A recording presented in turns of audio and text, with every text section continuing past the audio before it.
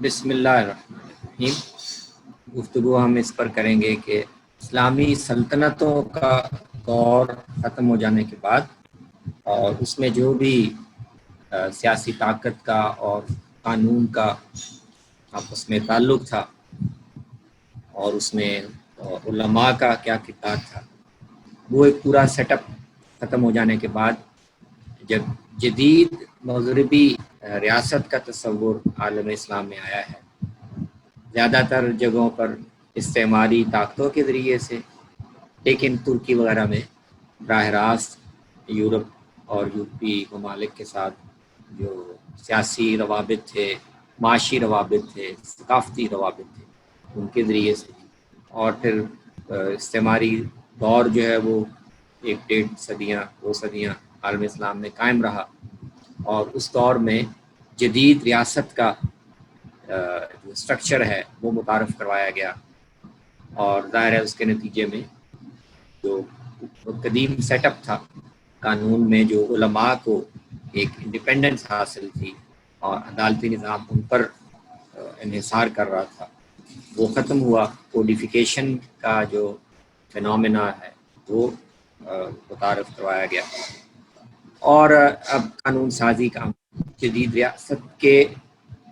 ذریعے سے بنیادی طور پر۔ تو اب دیکھتے ہیں کہ اس کے اثرات پھر دنیا بھر میں اجتہاد اور فقہ کے حوالے سے جو مسلمان معاشروں کے رجحانات ہیں ان پر کیا پڑے۔ ہم یہاں خاص طور پر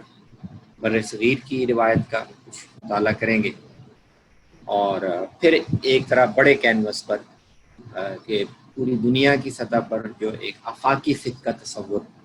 اب زیادہ تر مقبول ہو رہا ہے۔ اب اس نئے دور میں جب قانون سازی کا اختیار علماء سے منتقل ہو کر ریاست کو چلا گیا ہے، ریاست کی نوعیت بدل گئی ہے، پوری دنیا کا جو سیاسی نظام ہے اس میں ایک بنیادی تبدیلی آ گئی ہے۔ اب سلطنتیں نہیں رہیں بلکہ قومی ریاستیں ہیں۔ پہلے جو بڑی بڑی سلطنتیں کئی قوموں کو اپنے اندر سموئے ہوئے ہوتی تھیں، اب وہ ساری قومیں جہاں جہاں یعنی اس کی ترتیب بنی تو ان سب قوموں نے اپنی اپنی الگ ریاستیں بنا لی ہیں، قومی ریاستیں ہیں جو بنیادی طور پر، اور قومی ریاستوں کے اب دنیا میں تعلقات قائم ہوتے ہیں اور اس کے اصول و ضوابط بھی مختلف ہیں۔ داخلی طور پر قومی ریاستیں خود مختار ہوتی ہیں قانون سازی میں، اور اس میں ابھی تک جو کم سے کم مشرقی معاشرے ہیں ان میں تو کافی قسم کے نظام اور کافی قسم کے اسٹرکچر ابھی بھی چل رہے ہیں، کہیں بادشاہت ہے، کہیں کسی قدر جمہوریت ہے، کہیں ایک ملاپ ہے، کہیں ڈکٹیٹرشپ ہے، سیاسی حالات بھی مختلف ہیں۔ اسی طرح انٹرنیشنل یعنی بین الاقوامی تعلقات کی نوعیت بھی اور اس کے بنیادی تصورات بھی بدل گئے۔ تو اب اس نئے دور میں علماء کا جو طبقہ تھا، جو قدیم دور میں ریاست کا حصہ تھا، ریاستی میکنزم کا ایک لازمی انٹیگرل پارٹ تھا، قانون سازی اصل میں اس کے سپرد تھی، عدالتی نظام اس کے اوپر منحصر تھا، عدالتی نظام کو بنیادی طور پر علماء اور فقہا ہی چلاتے تھے۔ تو اب جدید دور میں جب یہ سارا اسٹرکچر ٹوٹ گیا اور ایک نیا میکنزم بن گیا، تو اس میں علماء کے ہاں اجتہاد کے حوالے سے، قانون کے حوالے سے، فقہ اور فقہی مذاہب کے حوالے سے کیا مختلف رجحانات ہیں وہ، چونکہ ساری دنیا کا مطالعہ بہت وسیع ہو جائے گا تو ہم اجمالاً بڑے بڑے کچھ رجحانات کے حوالے سے بر صغیر کی روایت کا مطالعہ کر لیتے ہیں، پچھلے 200-250 سال میں یہاں پر کیا رجحانات نئے پیدا، کچھ پہلے کیا تھے، ان میں پھر کیا عوامل تھے کہ جنہوں نے ان رجحانات کے اندر کچھ نئے رجحانات کی شمولیت میں کردار ادا کیا، پھر اس میں استعماری دور نے کیا مواقع پیدا کیے، پھر استعمار کے ختم ہونے کے بعد جب ایک نئی ریاست قائم ہو گئی، قومی ریاست مسلمانوں کی، تو اس مرحلے پر اجتہادات کے حوالے سے کیا بڑے سوالات پیدا ہوئے اور ان کو کیسے رسپونڈ کیا گیا۔ تو پہلے ہم ایک منظر دیکھ لیتے ہیں کہ 1857 سے پہلے بر صغیر میں عمومی صورتحال فقہ کے حوالے سے اور فقہی رجحانات کے حوالے سے کیا تھی۔ تو پہلی اہم بات جو ہم جانتے ہیں وہ یہ ہے کہ وسطی ایشیا سے جو حکمران آئے تھے ان کے ذریعے سے یہاں پر فقہ حنفی کو ان کو سپورٹ حاصل ہوگی، ان کی عصبیت ملی، اور وہ فقہ حنفی یہاں کے عدالتی نظام کی بنیاد۔ یہ مغلوں سے پہلے بھی کچھ حکمران جو خاندان گزرے ہیں تو اس میں بھی تھے، لیکن مغلوں نے خاص طور پر، کیونکہ وسطی ایشیا سے آئے تھے جہاں پر پہلے سے فقہ حنفی کا ایک عمومی شیوع تھا، ان کے زیر اثر یہاں پر بھی حنفی فقہ کو ایک طرح کی سرکاری سرپرستی حاصل ہوئی، اور اسی کا ایک اظہار ہم دیکھتے ہیں کہ عالمگیر کے دور میں باقاعدہ سرکاری سرپرستی میں ایک مجموعہ مرتب کیا گیا، جو اگرچہ ریاستی قانون نہیں تھا، یعنی فتاوی عالمگیری جو ہے وہ ریاستی قانون نہیں تھا، تو بنیادی طور پر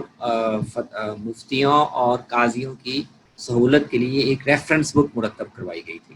تاکہ ان کے سامنے چیز ہو۔ تو ایسا نہیں کہ ریاست نے کوئی قانون بنا کے دے دیا، اجتہاد اور قانون سازی یا فیصلے وضاحت ہی کر رہے تھے، لیکن ان کی سہولت کے لیے ریاست نے ایک کمپینڈیم مرتب کروا دیا تاکہ وہ تو ایک منظر کی بڑی جو اہم بات ہے وہ یہ کہ یہاں پر فقہ حنفی کا ایک شروع ہوتا ہے۔ اچھا، فقہ حنفی چونکہ ایک خاص فقہی مذہب کی پابندی کرتی ہے،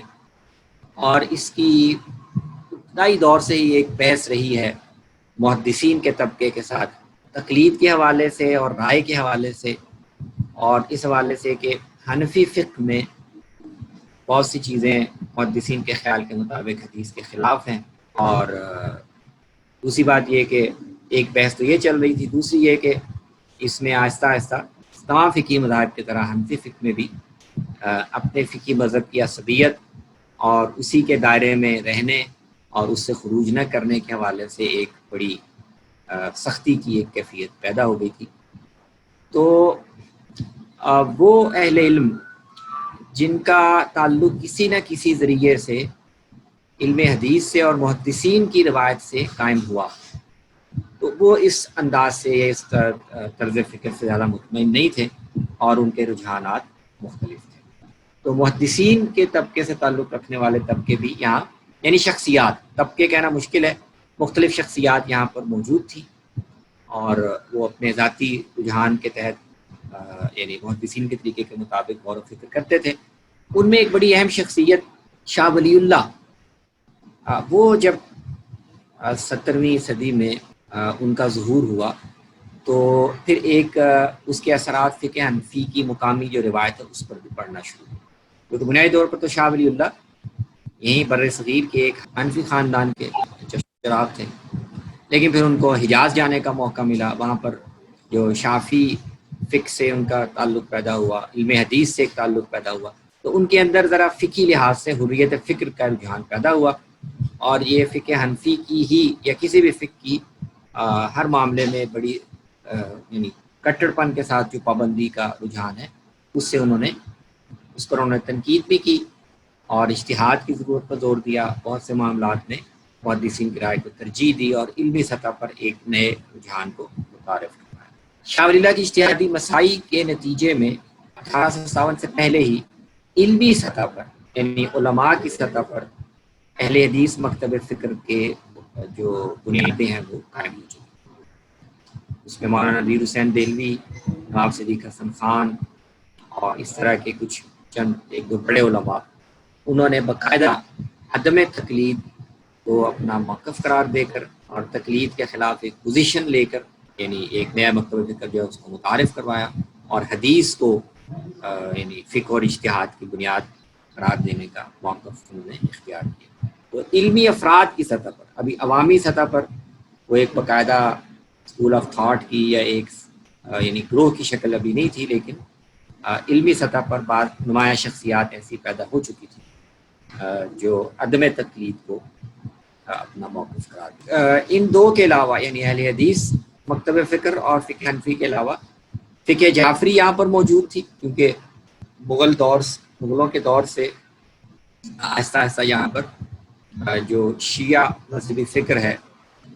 اس کا بھی یہاں پر تعارف ہوا، اس کو مغلوں کی سرکاری سرپرستی بھی حاصل تھی بادشاہوں کے دور میں۔ پھر بعض علاقوں میں یعنی جہاں پر شیعہ کمیونٹی زیادہ تھی وہاں پر ان کا اپنا ایک کلچر بھی، جیسے لکھنؤ وغیرہ اور اس طرح کی بعض ریاستیں، اور اس میں ان کے بڑے علماء بھی تھے، اور وہ اپنے دائرے میں فقہی معاملات میں شیعہ روایت کے مطابق فقہ جعفری کے تحت اپنے کمیونٹی کی رہنمائی کرتے تھے، لیکن ظاہر ہے کہ وہ اس کمیونٹی تک محدود تھا. آپ کہیں کہ جو ریاستی نظم ہے یا اس کے ساتھ اس کا کوئی ایسا براہ راست تعلق نہیں. اسی طرح جنوبی ہند کے علاقوں میں، خاص طور پر ساحلی علاقوں میں، الابار وغیرہ میں اور اس طرح کی بعض، وہاں پر ابتدائے اسلام، یعنی یہاں پر عربوں یا مغلوں یا یہ جو آئے ہیں لودھی وغیرہ، ان سے بھی پہلے بالکل ابتدائی دور میں اسلام جو پہنچا تو وہ یعنی فقہ شافعی کے ساتھ انتساب کرتے اور آج بھی ہیں. وہاں پر فقہ شافعی کی اتباع کرنے والے بہت سے ہیں لوگ ہیں، اور بلکہ یہاں پر بڑے علماء بھی ان کے پیدا ہوئے. فقہ شافعی میں جو بڑی مستند کتابیں مانی جاتی ہیں ان میں سے بعض یہاں پر مالابار کے علماء نے لکھی، تو فقہ شافعی بھی یہاں پر موجود تھی، لیکن چونکہ بالکل ایک کنارے پہ تھی تو اس لیے مین اسٹریم میں یا جو شمالی ہندوستان ہے یا جو زیادہ تر اسلام مسلمانوں کی سیاسی طاقت کا مرکز رہا ہے، وہاں پر اس کا زیادہ ذکر اذکار نہیں. تو یہ جو صورتحال تھی 1857 سے پہلے.